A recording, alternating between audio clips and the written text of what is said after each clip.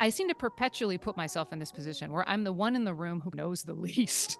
And so like when I was stage managing, I was early in my life. So I was often the youngest in the room, often the one kind of learning things as I went.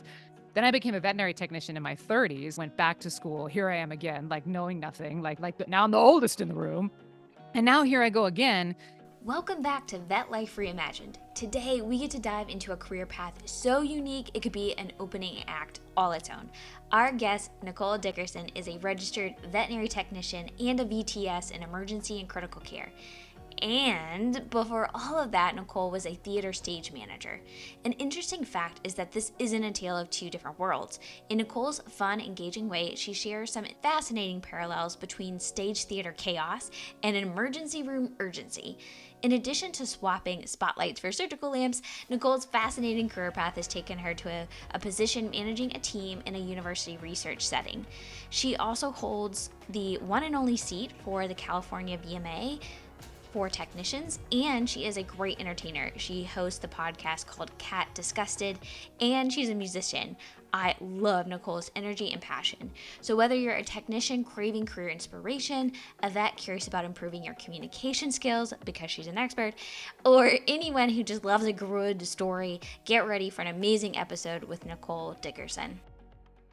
Oh, let's see. So I will take you back. I will take you back to what I refer to as my previous life, which is when I was a stage manager for the theater. And so I did that. So when I was in this is like the time warp, the Wayne's World time warp, but this is like way back in high school. I learned what technical theater was. I had no idea what it was. And basically, what technical theater means is it means all of the people that are in charge of what makes the magic happen on stage. So, what the audience sees is they see like Les Mis is a good example. So, Les Miserables has the big barricade, right? They got that giant piece of scenery that moves in and collapses and turns around, and the table spins around, and people are running on Fontaine, has long hair in the beginning, and then it's all cut short because she has to sell it, right? So her hair changes on stage back and forth. So all the people that are in charge of making that type of theatrical magic feel very real are all technical theater people. And that was where I learned that existed, was in high school, because the technical director at the theater was really enthusiastic and really passionate, and he involved a lot of us in doing a lot of that backstage magic. So that was like the when my eyes were opened to what that was. So I decided that I was going to major in theater arts and lighting design in college, much to my parents' chagrin, and abandoned the idea of doing something more science-y. Like, originally, I thought maybe I'd do marine biology or biology or zoology or something like my mom did. But then I fell in love with the magic of theater, and that's what I wanted to do. And it seemed like you could actually make a living doing that, which I didn't know was possible. And that's how I fell in love with backstage work and with stage management. And so when I went to college, that was where I then realized again that being a lighting design major means that you're doing the majority of what you're doing is actually not in the room where the magic is happening. You're actually more at the drafting table, you're choosing gel colors, you're going to like maybe one or two run throughs if you're lucky. But really, what you do is you live your life perpetually in what's called Tech Week or Hell Week, which means that's when all the technical elements are coming together. Like the costumes get put on for the first time, the lights come on for the first time. The actors are often on stage for the first time because they've been in a rehearsal hall the rest of the time. And it's these 12-hour days and they're relentless. And there's opening night. That date is not moving around. So there's going to be butts in the seats at that time. Everybody's got to get the work done. So as a lighting designer, you're perpetually in that week because that's when you do the majority of your work.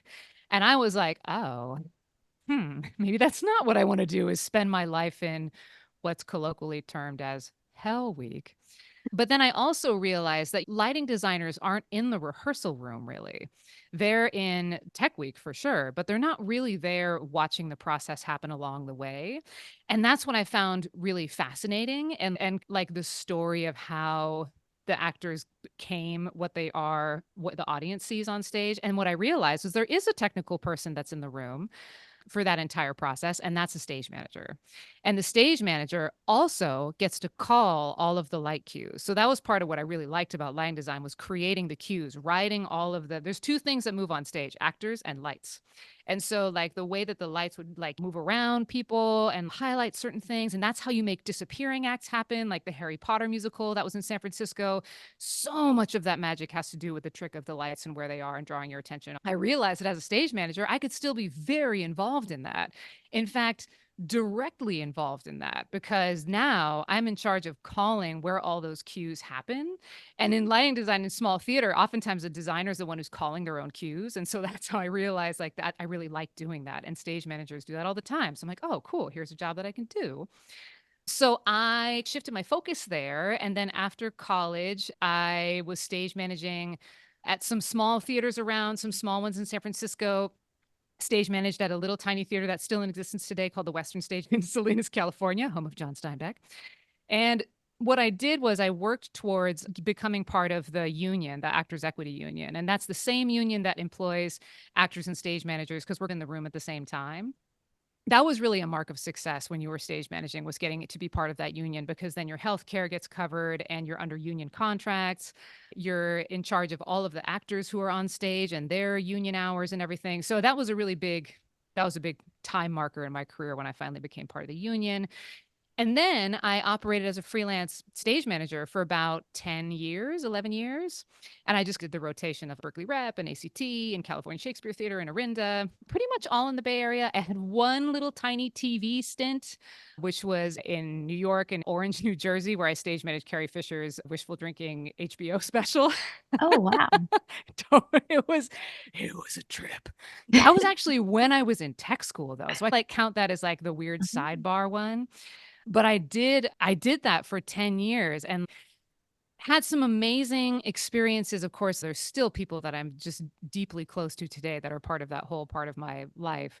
But stage management is like air traffic control. You have to be cool. You have to keep your cool no matter what's happening. That's why the Les Miserables is a good kind of idea to illustrate like how technical theater works, is because stage management, the way that everything moves on there, if you imagine that barricade coming in and how big that is, someone's got to time that correctly, because it's got to come together right at the center at the same time to make sure the actors aren't going to get squished by it, but also be lit correctly so you don't see like lines and kind of things that are going to get in the way that are part of the mechanics.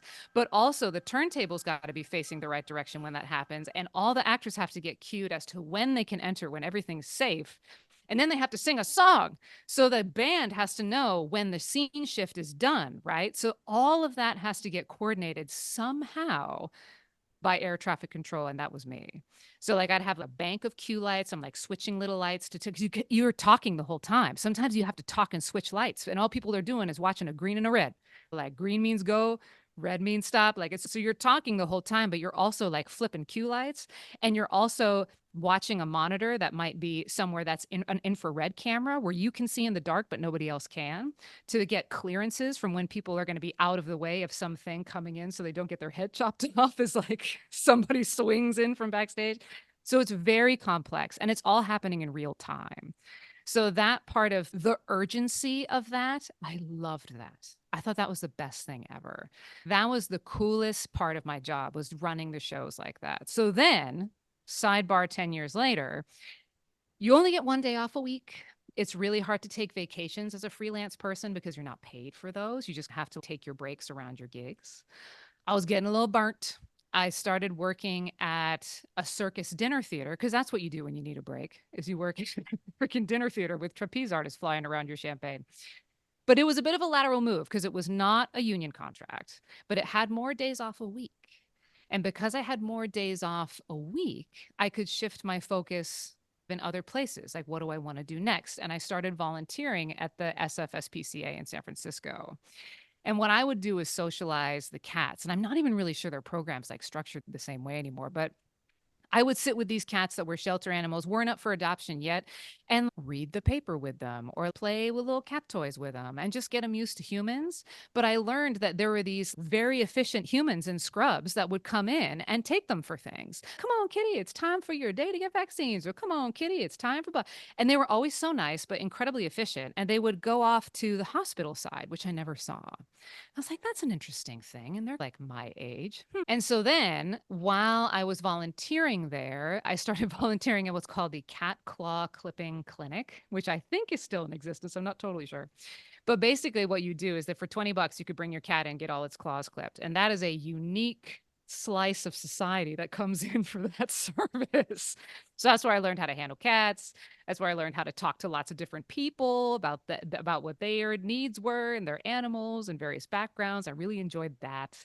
Handling cats, I found, had a similar sense of urgency and swift decision making that actors need. So there was this weird parallel between it where it was like, whoa, like this is the same, and people management like is a very similar skill set. I realized, I'm like, that's interesting. So then fast forward to my own cat getting attacked by a dog at 2 in the morning while I was in San Francisco working at the Crazy Dinner Circus.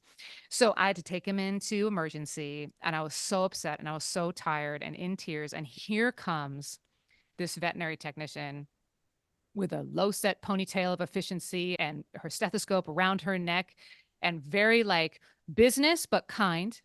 And she triaged my kitty, got said was gave him a cute little exam, like being like, "Oh, I love the tabby guys. Oh, that's a wound. Okay, I'll go ahead and get the doctor and we'll see what the next step is." Like very kind, but also sensing the urgency because he did have a pretty deep wound that penetrated into his abdomen, so that was not good.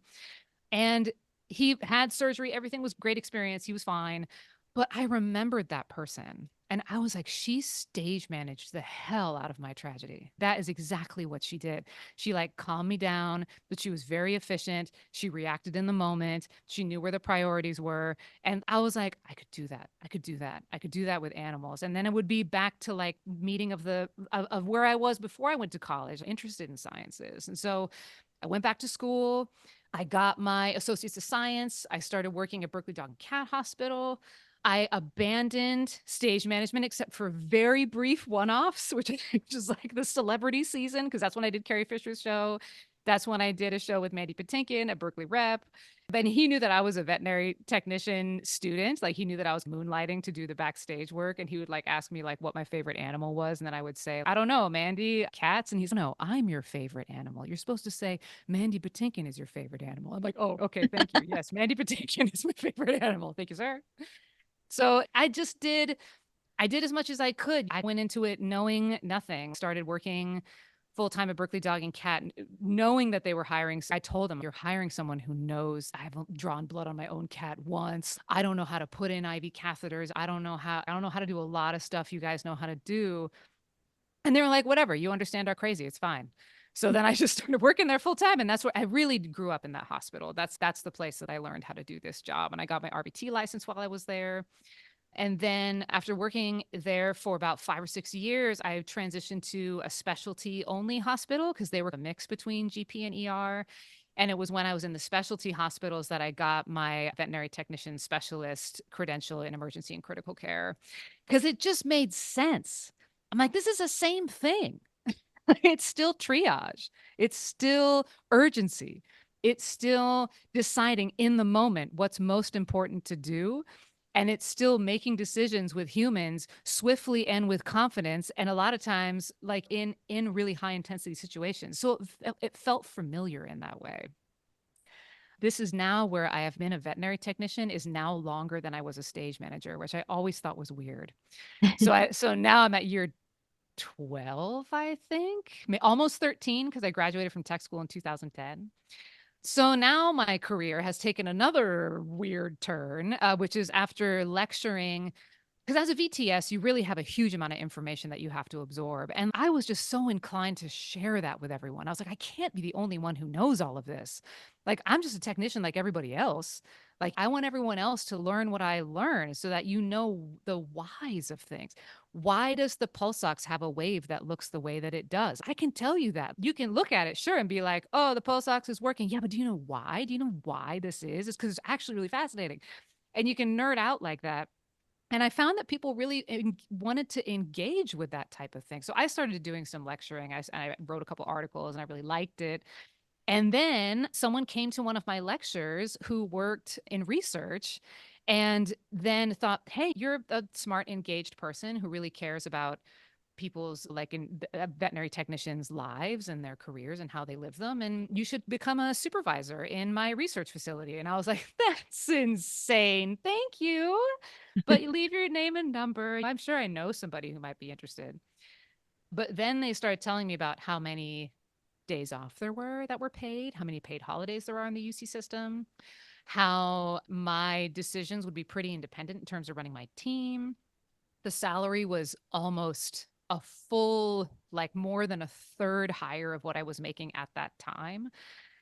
And I was like, wow, maybe I'll just see. Maybe I'll just see. I'm not going to write this off right away.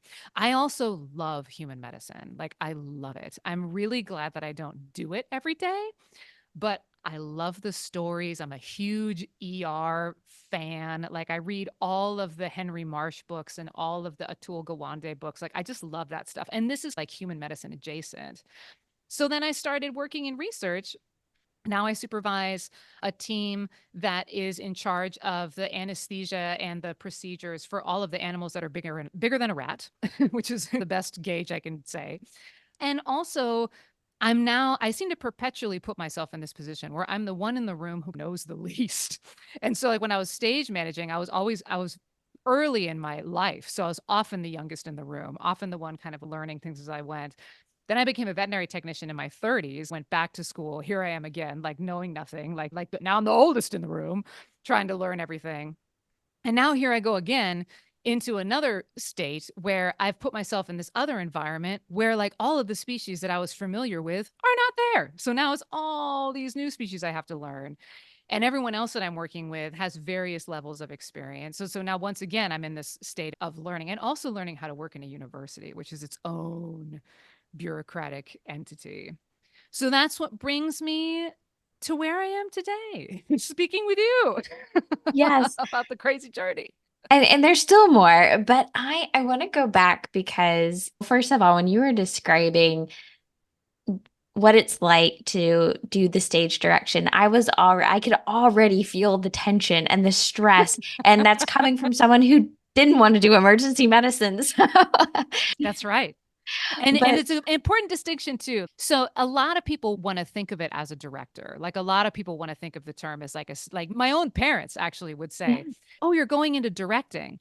But it's different. So when you're a Okay. stage director, that's the idea person. And I think this is actually a parallel in veterinary medicine, which is why I bring it up. So Okay. the director is the one. Think of Julie Taymor, right, with the Lion King. So Okay. Julie Taymor is the director, and she also happens to be a costume designer. She's an overachiever, but she's the eyeball in the room. So when they have so circle of life, and then there's like baby elephants and like people dressed with giraffe heads and everything, and they come on. Julie Taymor's the one who is saying, "Ooh, I love that baby elephant. That should come in first." And then behind that one is going to be these two giraffe things. And then behind the two giraffe things, that's when the lights are going to go out on the other side so that we don't see what's happening over there. And then the hyenas are going to pop up in the back. And then she's, so let's see how that looks. And then everyone has to shuffle. Okay. But here's the thing, that's a room of 60 people. So when she's doing that in technical rehearsal where it involves lights, costumes, sets, all that, right? Somebody has to say, when she says, "I want this to happen like this," then she's going to turn to me. And I'm going to be like, "Okay, ladies and gentlemen, we're going to go back to page 4, top of scene 2. Let's take it from line blah, blah, blah." And that's on the mic so everyone can hear me. And go ahead and wait for me to say start. So please hold. And then I'm going to get on headset. Then I'm going to talk to everybody else. I'm going to be like, "Okay, so what I think that means, guys, is that you're going to have to come from the other side because she switched the side that the lights are going dark on. Are you able to do that? Oh, yeah, I think I can do that. I'll just run over on this other side. Great. And let's make sure that we change that in the paperwork later. I'm going to go ahead and call this light cue a little bit later. And then the line designers, that fade is going to happen at 20 seconds instead of 10. So you can actually call it in a different place, which is going to be here." I'm like, "Where do you want it? Right there? Okay, cool." And then I get back on the mic. "Okay, we're ready, ladies and gentlemen, and go ahead." And then baby elephant comes on, giraffe, blah, blah, blah, blah. And Julie Taymor watches that, right? And she goes, "Oh, that was horrible. Why did we do it that way? We're going to go back to the way we did it before." "Oh, okay, no problem. Okay, we're going to go ahead and restore Q, blah, blah, blah. And then, so that's the cycle. So the director is the idea person. And then implement it as best I can with everybody else. And I think that's really similar to veterinary medicine because the doctor's the one who has a plan. So they're going to say, this cat needs orthopedic surgery. You're like, okay, let's make a cost estimate for X, Y, and Z. And then it's the technician who then is going to organize the cost estimate for the client. You're going to get that cat into CCU. You're likely going to have the conversation with the surgeons about their scheduling. And this is part of RVT utilization, is that the technician is 100% able to do all of those things. The veterinarian shouldn't feel the need to do a lot of those things because they're there just to run the plan. So I think it's similar in that way. And that's why they call it a stage manager instead of stage directors, because you're not actually the one who has the initial idea, but without you, that idea does not come to fruition. It will sit forever in the dark. That is a good analogy, though. So I'm glad you did bring it up because I will. It also reminded me of the moment that I realized I wanted to be a veterinarian. And for the longest time, I thought I wanted to be a dolphin trainer. They have the hot, sexy job, right? They're in their That's wetsuits, right. they're diving with the dolphins, they're dancing to music. I just thought that was so cool. And I did a career camp at SeaWorld where I got to see all the different positions. And then suddenly I see this lady come out in her polo and she looked at an animal and said, I need that one. And then I everybody went love and got it. them. I'm like, I want to be Ooh. her. Yeah, who's that? Doesn't that make you say, who's that person? And she's not in front of the audience. But yet she seems to know the most. That's what I liked about those people. I was like, you're not in the front and center, but without you, nothing happens. I was like, oh, okay. I see. I see. And that's kind of how I met emergency technicians, actually. When I was at Berkeley Dog and Cat, there was always this shift of people that came in the late afternoon because they were like 3 to 10 or like 3 to 11 or something. And they would come in and they'd quietly restock the supplies, quietly restock the drawers. They'd set up a little catheter setup, which I always thought was interesting. I'm like, what are they setting up for? Because nothing was, all the surgeries for the day were done. I'm like, why are they setting up stuff? But then if two smoke inhalation cats come screaming through the door from a fire that happened down the street, those technicians who I had just seen stocking drawers, they were on it like lightning. I was like, that's why the catheter's there, is because you never know what's coming. You always have it set up, and they would do it in seconds. They never lost their cool. Like, they were always so streamlined and so efficient. And it was like they knew it was going to happen, but they didn't. They were just comfortable in the not knowing and being prepared. And I was like, who are these people? And I just naturally gravitated towards them. I used to follow, there's a couple of them that would come in, and unfortunately, none of them are there anymore, but as is the case with a lot of veterinary technicians, like little baby me, like 12 years ago, I just followed those people around like puppies. I like a puppy. I was just like, oh my God, what are you guys? You guys are amazing. All younger than me at But the they're the time. so you're the magic maker. So you're the one that makes it happen and has that amazing experience. And by the way, my parents just saw the Harry Potter show and told me it was Ooh. just the coolest thing they had seen. And now I'm Oh, very yes. envious. But they said It it was I mean, cool. very magical, they said. But that's what you do. And I love that that is a way that we can describe veterinary technicians as well as you're the magic makers. That's right. That's right. That's right.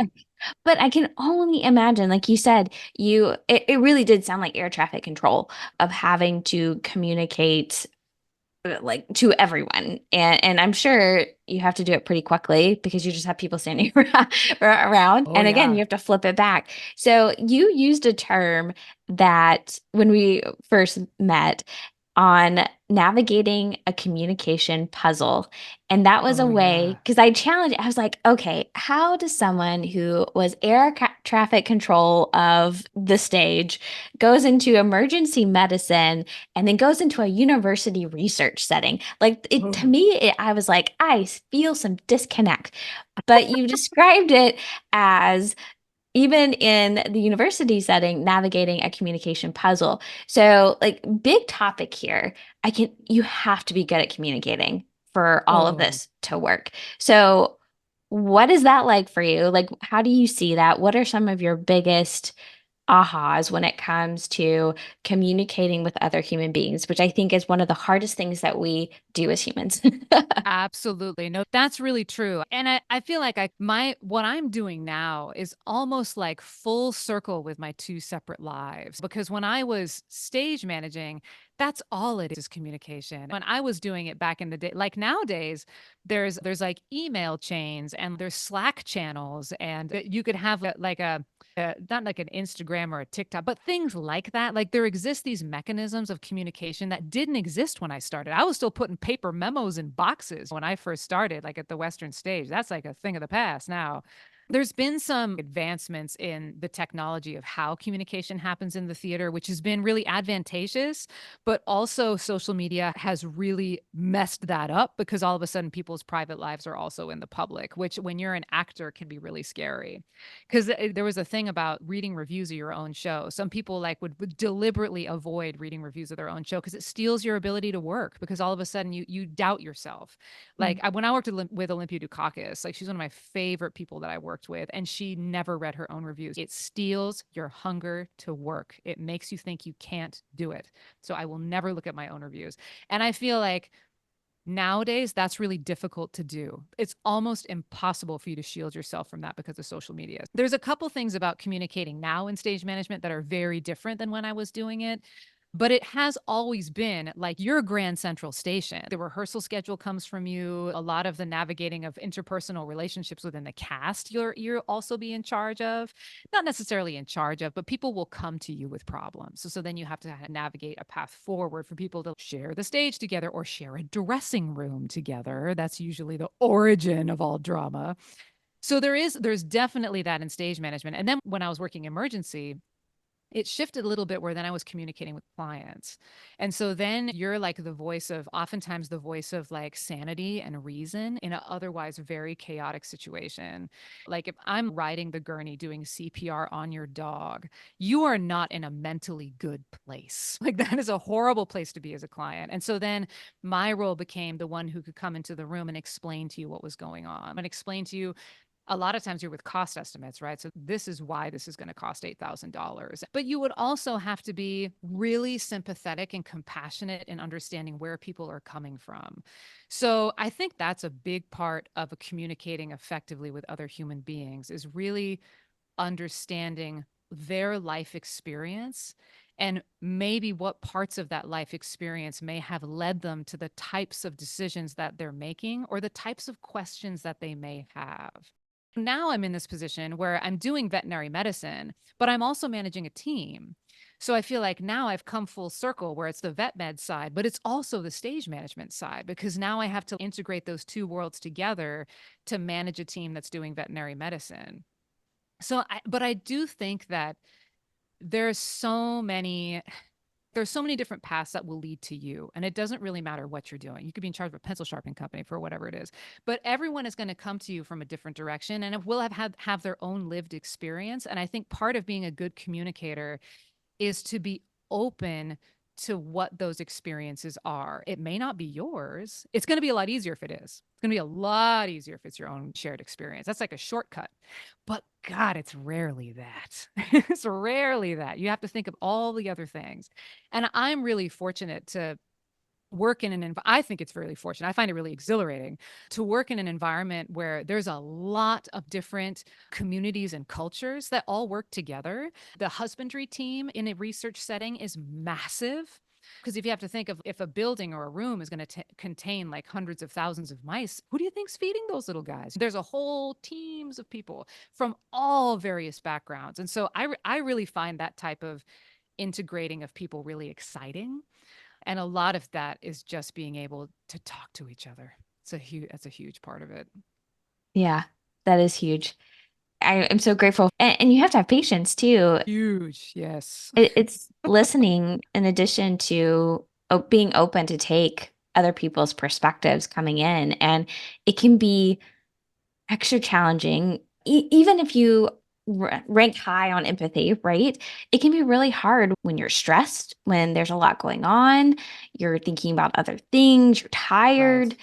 It's It's And hard. I'm a fixer. I don't like things hanging in the balance. That really bothers me. Like unanswered questions, like directionless energy, that like pings my big red flag in my head of must fix the thing, must solve the problem. And for me, I have to work really hard at that. Like you brought up listening skills. I feel like one of the things that I'm really continue to work on is to just not say anything, to just be quiet and let the person who is in front of me, who's having who is needing my help in whatever way that is, whether they need guidance or they need assistance in something they're already doing, or whether they need ideas, that I find that I continually work to just listen and just absorb what the story is that they have that they're telling, and not to jump in and fix it right away, not to jump in and finish the sentence right away. Like, even if someone is having trouble articulating what it is,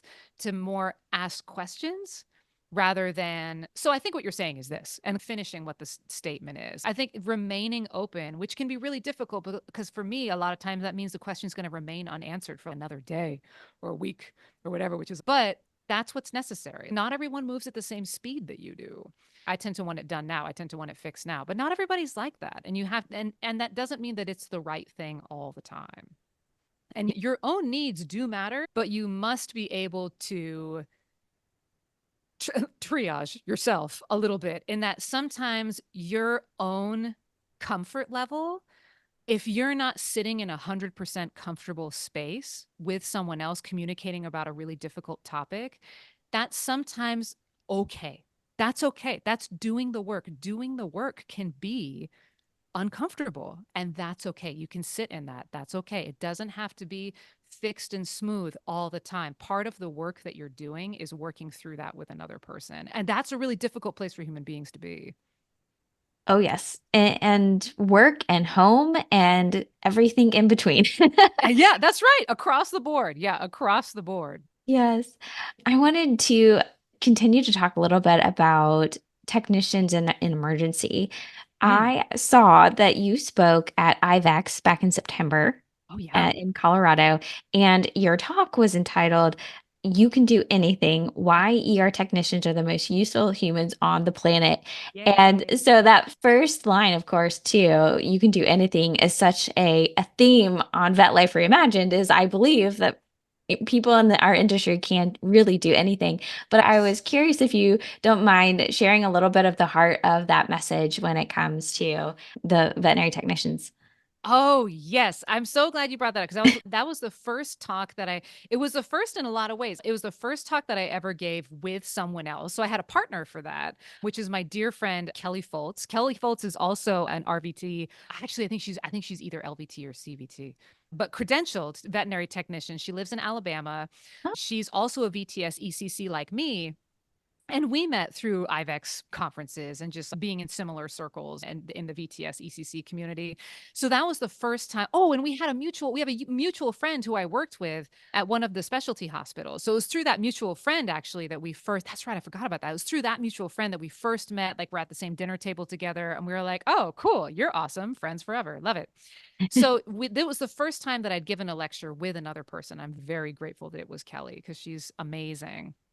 And what we decided was we really wanted to highlight because both of us are now doing jobs where, my clinical work on the floor has gone down quite a bit because I'm much more administrative management now. She's pretty much 100% administrative and management and training and writing SOPs and that kind of thing. But we both feel really good about where we are in our careers. And so we wanted to be able to share that with other technicians because what's happening is people are getting burnt out and they're leaving the field entirely. Yeah. They're like, forget it, I'll work at Trader Joe's. And that's real for a lot of people. That's not necessarily wrong. If you got to get out, you got to get out. I don't judge that at all. But before you do, if you think that there's no other option, we would like to let you know that there is. Like there are options to remain within veterinary medicine that are healthy for you, that you can tailor to what your needs are, and you don't have to abandon it entirely. And so, what we talked about was different types of mindsets that you can have in veterinary medicine that can be helpful to you. If you're going to have a fixed mindset, If you make a mistake, you have to hide it because everyone's going to judge you for it and you're going to be wrong. But if you have a more open mindset about it, like I've made a medical error, I'm going to tell the doctor right away and we're going to learn from this as to why I made it, triage it a little bit. Let's everyone learn from how the anatomy of this happened. Then it's a little bit of a different way to move through your career. If you have an open mindset where you're always going to be an asset to the team, no matter what you bring to the table, versus constantly feeling like you're going to hide your skills because you're afraid someone's going to compete with you or you're going to be judged. Those are two very different places to be. So we talked a little bit about the growth mindset and fixed mindset, and that's a very truncated version of that. If you look up fixed mindset, growth mindset, there's much more to be had on the interwebs.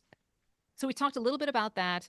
The you can do anything part came from if you wanted to do something else, say you were working emergency and it wasn't meant to talk people out of working emergency, but if you needed a break from it or you felt like you needed to give yourself a little bit of air to do something else, to put that down for a while. I like that term. Just put that down for a while and pick up something else, that you are the perfect candidate to do anything else in the hospital because no other technician in the hospital is required to know every single department and what happens in every single department. Because if a seizing animal comes in, you're automatically going to think, okay, depending on what this is, like it's maybe going to go to neurology, maybe it's going to go to internal medicine, and maybe it's diabetic, and that's why it needs to go to internal medicine instead of going to neurology because it has a brain tumor. But all of those are different departments in the hospital. So all of a sudden, the emergency technician is not only navigating the clinical problems that are happening in real time, but you often are going to be the one who's navigating where the openings in the schedule are in other specialty departments in order to get your patient in. You have to advocate for your patient because if you've got like a ruptured gallbladder, you can't sit on that. So if internal medicine comes back to you and says, "Yeah, we'll schedule it for tomorrow," all of a sudden you're the one who's like, "No, no, no, no, no, no, this is gonna be bad." So by default, you have to be a good communicator. You have to be able to navigate all those other departments and be sensitive to what their needs are. So if you want to make some moves into other areas of veterinary medicine, emergency technicians are perfect for that because they already know. They already have the skill set for all those other departments. They just maybe don't do it full time. And also, those are the departments where an emergency technician is really going to learn new things. So get to your growth mindset where it's not a competition and no one's going to judge you. If you have the growth mindset on and you're working in neurology or internal medicine, you're going to see some cool stuff. Internal medicine's got to get urine on some cat that has a microscopic bladder. I remember this one tech putting on one of those 2-inch 25 needles on the end of the syringe and was all boop, boop, boop, and got that bladder. I was like, look at you with your tiny, long lancet thing in that tiny bladder. I'd never seen that before. I saw that in internal medicine. I was like, awesome. Putting a bivalve cast on, like in surgery, where they put the fiberglass bivalve cast on a leg. I learned how to do that from a surgery technician. Nobody in emergency taught me how to do that. But that was because I was moonlighting with an emergency patient after hours in the surgery department. And they were like, it's 4 o'clock. Let's go ahead and do this. And I just was there. So I'm like, oh, I'll hang out and help you do this and learn a new thing. So that was where me and Kelly tried to come from, was like, we want people to have long and fruitful careers in veterinary medicines as veterinary technicians, but also be able to survive it. And part of that is knowing your own worth, like knowing that you, as an emergency technician, are the most awesome, useful person in the hospital. And don't let anyone tell you different. And it also means that you can do whatever you want to do. Find the path that works for you. But just think about it a second before you go work somewhere else or abandon the field. Kelly's been doing this for, oh my goodness, over 20 years. And just a little bit of perspective, when I was working at Berkeley Dog and Cat, I went to my first ever conference in Las Vegas at the Western Veterinary Conference. And I used to go to Kelly's lectures about cats and neonates. And I thought she was so cool. And I'd been an RVT for a year or two. And now we lectured together at IVEX. Like now we're on the same docket and we're like really good friends. And to me, I find that so exciting. I'm so eternally grateful that my journey has led me there. But it was some bumps in the road on the way. But so that's what we tried to convey in that hour, that you can have longevity. It can happen. It can happen. You just have to believe. You have to believe it. And the rest of the world is a little behind in that. But as long as the emergency technicians value their worth, I feel like they can absolutely do anything they want. Yeah, I completely agree. Again, that's why this podcast started was because I wanted to be able to show all the different things that I know that veterinary people can do. It Right. truly is endless. And I think it aligns with this time in the world where there's just more and more different things that pop Oh, up, like yeah. these jobs that are just created that didn't exist last year. I think it is so exciting Well, and for, we tried that. We tried to integrate some of those specifics too. Because, like, working in research, I learned policy and regulation is a whole other path for veterinary technicians. The person who is the director of the Institutional Animal Care and Use Committee, the IACUC, which is the one that regulates the protocols that are used for research in any institution that does research, the director of that program, where I am, used to be an RVT. The director. Who knew? Who knew that you could work for the USDA?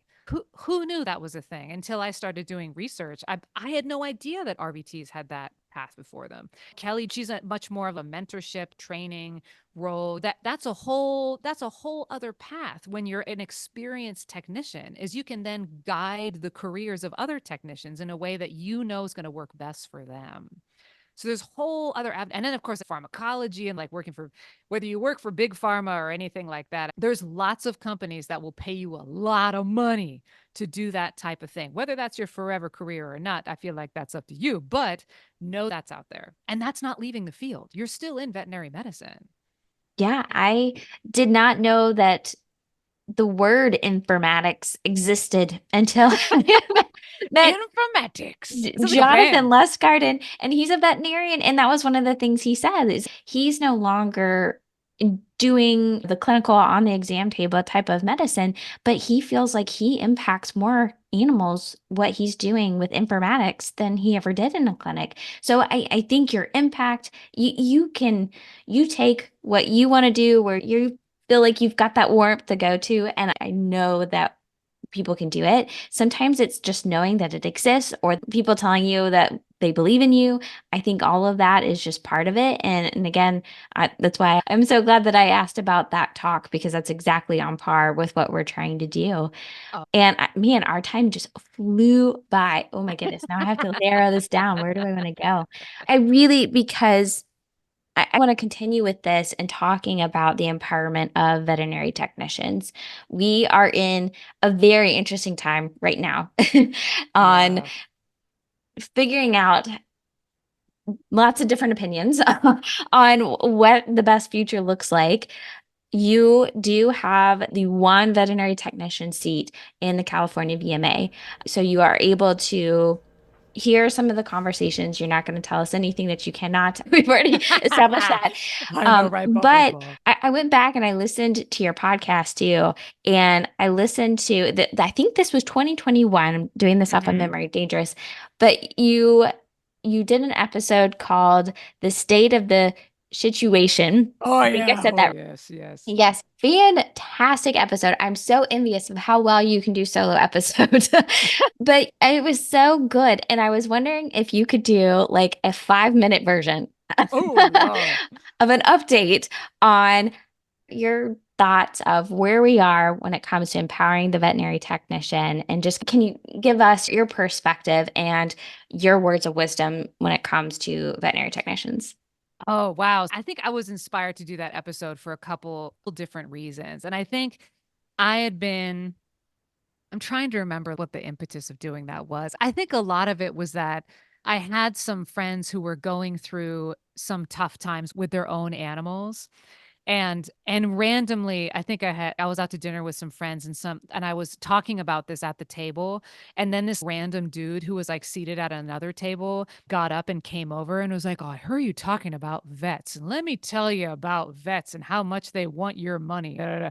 And he had, like, this weird perspective, and I was like, "Wow, so we weren't talking about vets at all, actually. We're talking about veterinary technicians." But that's not what you heard. You heard something else. Yeah, I think between the time of me doing that episode and now, I think it's growing constantly. But a lot of it, I think a lot of what veterinary technicians are constantly battling against is that the community of clients that we serve don't know what we do.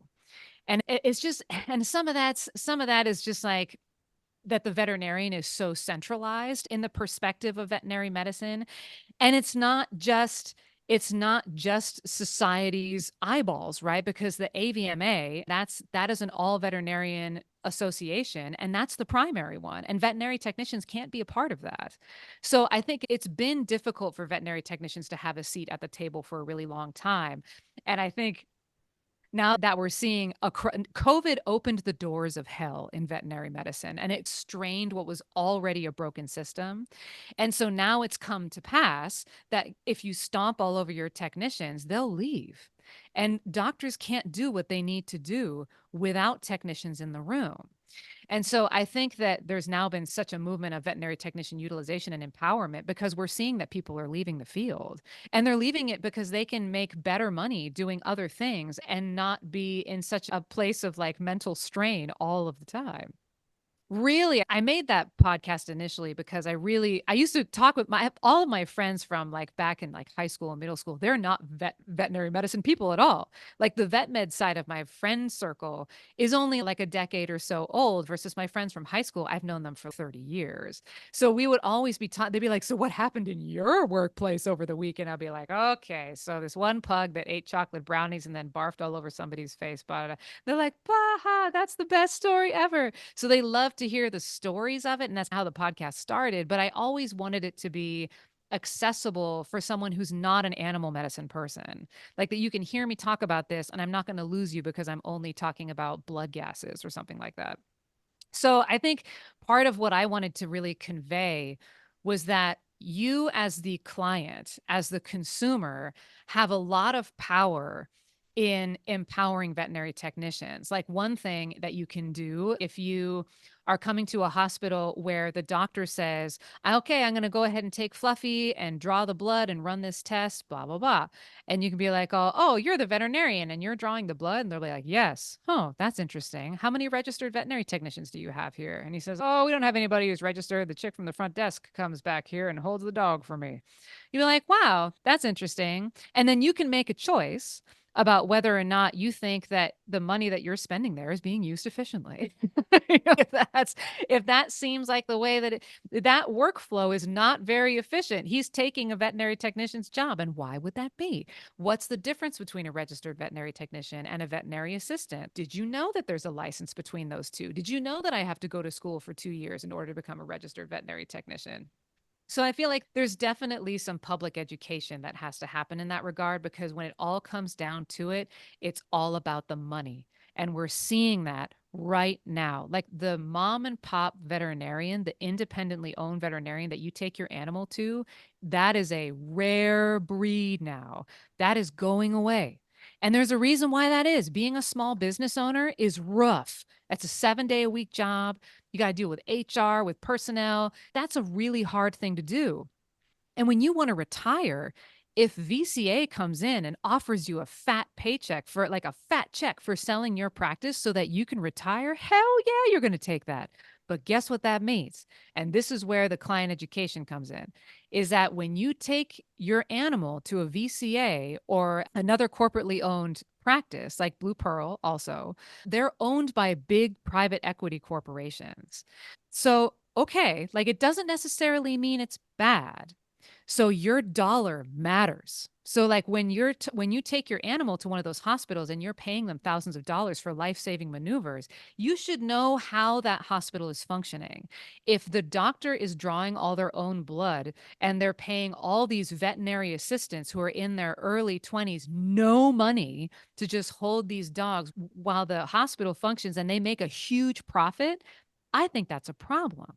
I think that as a consumer, you should be able to make a choice, whether the hospital is corporately owned or not, but you should be able to make a choice about where you spend your money on what's treating the veterinary technicians the best. Like, what's the longevity of that practice? Because if you have a team full of RVTs that have gone to school, that are doing like work that they know how to do best, that they're utilizing all of their skills for, that means the doctor has a whole lot more time to be a veterinarian and not do RVT skills. So I think that's the part that I wanted to make the most clear. And why it's like the state of the situation is that, like, consumers, clients, pet owners love your veterinary technicians and help them because we are screaming right now to be heard, to be used, to be able to stay in this field, and your money talks. So, knowing the questions to ask when you're in the hospital to find out how the quality of life of the veterinary technicians operating in the hospitals is, that matters. That really matters. And if you know a veterinary technician, you should talk to them about this because they're going to have a lot to say. It just happens to be that I'm the one with the microphone right now, but I tell you, they will tell you about it. They will tell you about their day, and then you can make choices about how you want to then integrate your own financial choices in that field. And I think we come back to the listening and the communication as being such a huge part, even within the hospital. When you were saying that, I know you were talking about pet owners, but man, I hope that veterinarians and hospital managers that they're talking to the vet techs too and asking them the That's same right. question because I That's think right. that's so important. What I am nervous about is we are having a lot of conversations around veterinary technicians. I really want to make sure veterinary technicians are part of that conversation, and I admire people who want to have the conversation, but please make sure that they are there because they're going to tell you what works because That's they know. right. That's right. We used to say in theater, like, without stage managers, you're standing in the dark. Without veterinary technicians, you're standing with a cat. Like, I mean, like that, A cat in the that's it. dark is even scarier. So In the dark. Yeah, that's right. Cat's fine. Cat's fine. You might have a problem. I That's will very say true. I will never look at the theater the same way. But it's a similar thing. It's like the wizard behind the curtain, right? I don't want to necessarily equate corporate with bad because if we start to do that, then it seems like this like enemy takeover and Mm, that we have to stop this enemy takeover from happening. We have to get rid of that mindset because it's happened. It has occurred. The event of corporate takeover is what we are in right now at this moment. So demonizing that doesn't keep the conversation moving forward. What we need to do is make sure that those people have a seat at the table because that's what we don't see right now. So now what we have to do is function within it to make sure that veterinary technicians are going to continue to be heard, are going to continue to be a voice in the conversation. What we can do, we can now try to function in a way within these things so we don't lose our voice. Because what happens with monoculture, and this is the same that happened in the funeral industry. I think I talked about this before, like on the you other did. podcast. Yeah, because I find it fascinating. That used to be the same thing. Like mom and pop shop funeral homes, right? They used to be all over the place, independently owned, generations of people that would pass it on to their sons and daughters, pass it on to other members of the family. That's gone away. So now we have all these corporately owned places that have set the price bracket. So now you can't be buried in the ground for less than tens of thousands of dollars. So they've set the bar. So what can happen with that type of monoculture is that if all of your spays and neuters cost X amount of money because they're all owned by the same practice, then they've now set the standard. So that's what I think we have to really be aware of and not necessarily work against, but work within to make sure that we maintain a voice at the table. And that includes veterinary technicians and veterinarians and hospital managers. Mhm. Because otherwise, the alternative, if people are just going to throw their hands up and leave, then that just opens the doors to then get people who are less experienced, know less about what's going on, but still want the paycheck nonetheless. Like that, it just opens it up to a whole like people who are not as empowered and don't have as much knowledge to speak for themselves. That was me fresh out of school. I was like, I'll do anything. I'll clean a kennel. It's fine. Pay me $10 an hour. I'm just learning. We now are going to have a whole fleet of those people, and they're not going to speak up for themselves like people like me who've been doing this for a long time. So I think that's the mindset that we have to have. I'm so glad you took it there because I completely agree when we villainize the system or corporate or something like that, that's not helpful either. Mm-hmm. But maybe even another call of more career opportunities is you may be a voice That's for right. everyone else. And I do believe I'm a very optimistic person. So I do believe that there are opportunities to bring people with different backgrounds. Yes, including people with better money mindsets than Yeah. we do. I think that's great. It's just making sure that everybody has a voice, everybody is able to contribute and bring their perspectives to make the better future. And luckily, I have talked with people who come from human medicine who saw it a little incorrectly on the human medicine Hmm. side, but sees a lot of hope for the veterinary side of things. So I think we can do it. Let's just be part of it. That's right. Change is hard. Change is hard, man. Everybody struggles with change. Like it doesn't matter what it is. Like moving out of your house sucks. It's hard. Like change is hard, but that the same way that kind of sitting in the uncomfortable can be part of the work. I feel like that's a little bit where veterinary technicians are. Like it's really easy to run to the next hospital that's going to give you the bigger bonus. Like it's really easy to chase the money right now, especially with everything being so short, everybody being so short staffed. But I think technicians don't realize how much power they have in that situation. Your career is incredibly valuable in every possible capacity. You're valuable to the clients. Like you're the face, you're the one, especially emergency where there's only one doctor and there's a whole lot of technicians. Like you're the one that people are going to remember. Yeah. And that's I a mean, really important role. it's what you remembered. That's why you were inspired, was because Exactly. they were the people that were supporting you in That's your right. time of need. Yeah. That's right. I often think about that person that Mm. I don't know who she was, right? I don't know who she was. Like she was a young person, I think older than me at the time, but like a young person who was working emergency at what was then SFVS, later bought out by VCA, but was then SFVS. And she changed my life. And I don't know who she is, but she's out there. She's out there somewhere. I hope she's still doing it, quite honestly. Yeah. And take that as encouragement too, is you never know whose life you have impacted. That's And right. so it is always important to continually work on yourself to to grow and to be very empathetic and supportive of others. You may feel like your job is so small, but it's not. It's not. It's not. It's not. You impact so many people. And you don't have to just be emergency to do it either. Like everybody who's come through the doors, internal medicine clients, that internal medicine, man, they get the best snacks in the holidays. Like those clients just inundate those departments with like chocolates and flowers and all. I was always amazed by that. I was like, oh, this is so cool. And very often addressed to the technicians specifically. Oh, So it's very sweet. It restores faith in humanity when you see things like that. I'm glad you pointed that out. So, especially to the emergency veterinary technicians out there, you matter. We love you. We appreciate you. And we're here to support you and offer whatever we can, whether it's showing you opportunities to stay in the profession and make impact in your unique way. So, do you Amazing. have a few extra minutes for me to ask you some personal questions? Oh, Eh, yes. Yes, I do. Yes, I do. These are all I want to learn about you. You took the university research job because you were intrigued by some of these off days. Do you have some skills or talents that maybe not a lot of people know about? Oh, I don't know. I don't know if I'd say that not a lot of other people know about, but I am a musician.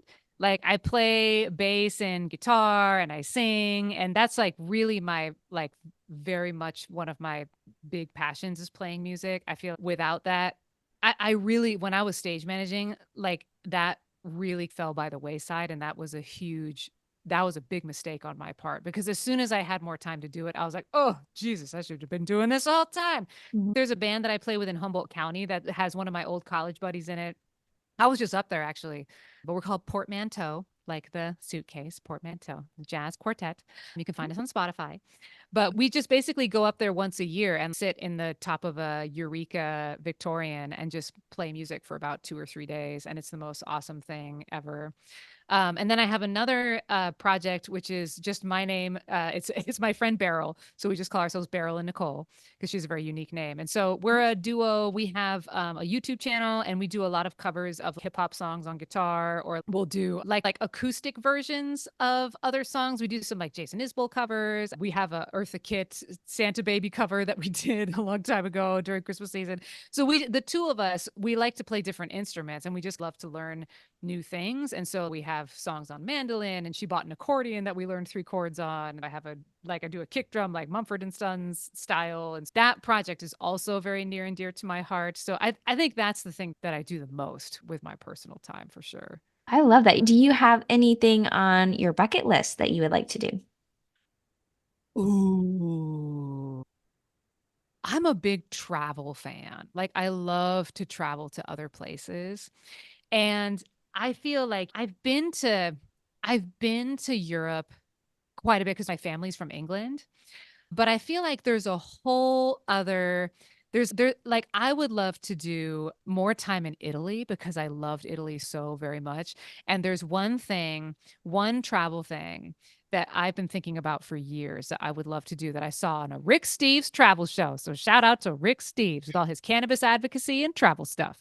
So he did this tour where it was a walk, like a hike that he did in the Dolomites, which are these mountains that are in Italy. And basically is they drop you at one end of a trail and then pick you up on another end. But what you do is you're walking between these little resorts, like cutesy little hotel things. So like you walk for a day and then stop at the little like bed and breakfast essentially, except it's not really a bed and breakfast so much as it's like a little like authentic little wood beams and everything looking all woodsy with like mountain views and pasta that they probably make in house and their own like sauce that they make, like basically like the most amazing Italian food ever. There's 6 or 7 of those stops along the way. So basically, you're walking in the mountains of Italy and eating fresh pasta like every day, stopping on the way. I think that sounds like the coolest thing ever. That So sounds amazing. And you work off the pasta, so it's fine. You can eat as much as you want. exactly.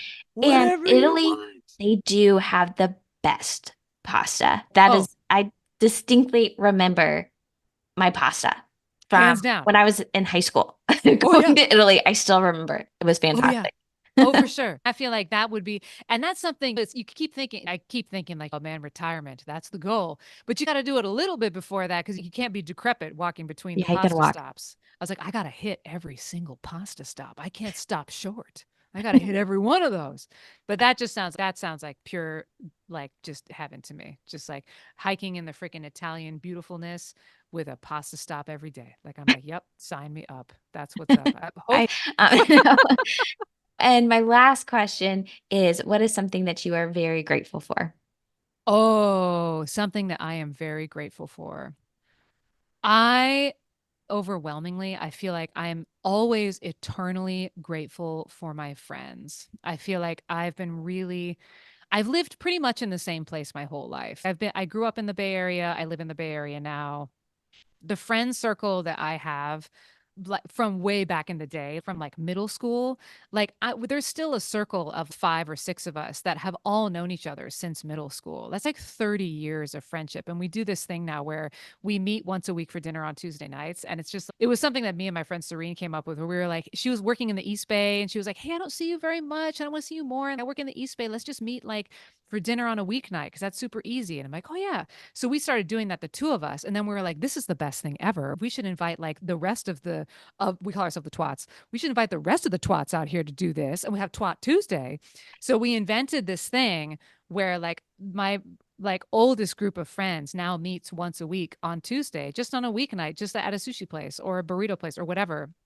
But regardless, sometimes it's all of us, sometimes it's just 2 of us, sometimes it's 3, whatever. It's a standing date. So every Tuesday, like my most dear and closest friends in the world will just meet once a week. And we've been doing that for the last year. And it's like the best decision that I've ever made in my life was to keep doing that. It's like a therapy session every Tuesday. And it's so fun. We have a catchphrase even. We were saying like Tuesday night twat dinner. It's been a long week even though it's only Tuesday, but still, it's been a Hey, long I week. mean, there's by Monday, it's already a long week, so I It's get that already a long week. too. So I think that's the first thing I think of. I also am eternally grateful for my dear wife because she is so tolerant of all of the time that I spend doing all of this veterinary medicine stuff and advocacy and me traveling by myself places, and she can't always go, but she never says no. She never says, I don't think you should do that. She's always saying, yes, yes, absolutely go and do that. So I feel like my supportive wife, Christine, who I love to death, has been just nothing but a supporter of all of my veterinary crazy entire time. So it can't go without saying there. And, I feel so lucky to have a huge support system. And I want to be that support system for other people. I feel because it means so much to me, that means that I will always be in your corner. I know how much it means to me. So I can only hope that I would mean that to somebody else as well.